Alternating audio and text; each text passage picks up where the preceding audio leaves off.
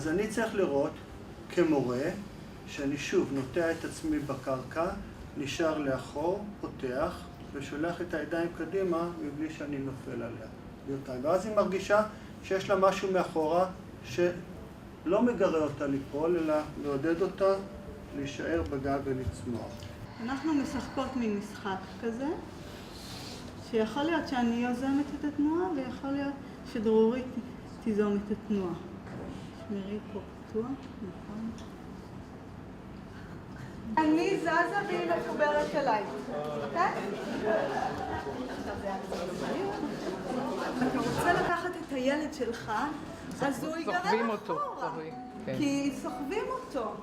זה הרבה יותר נעים אם אתה הולך, היא רוצה להצטרף אליי.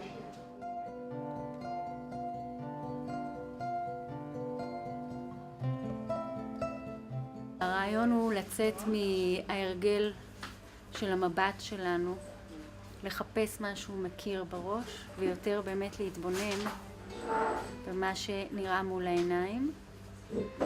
עשינו את זה דרך תרגילים שבעצם עובדים על לחפש פחות את המרכז ויותר את המסביב שבונה את המרכז.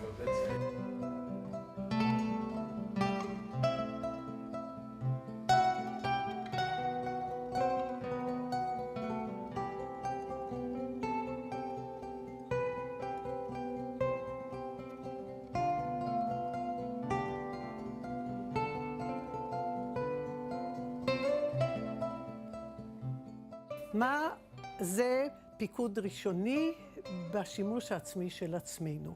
ראש לפנים, מעלה, גב תשארי עוד אחורה. מתארך, מתרחב. את תצטרכי מאוד להשגיח על המותנית שלך, כי את כל הזמן רוצה לרוץ איתה קדימה. תדחפי רצפה ותעלי. דחפי רצפה, לא. תשארי איתי, תני לי. שם, יותר טוב, ואפילו שהיא נורא כבדה לי בידיים. היא נורא כבדה באופן חיובי.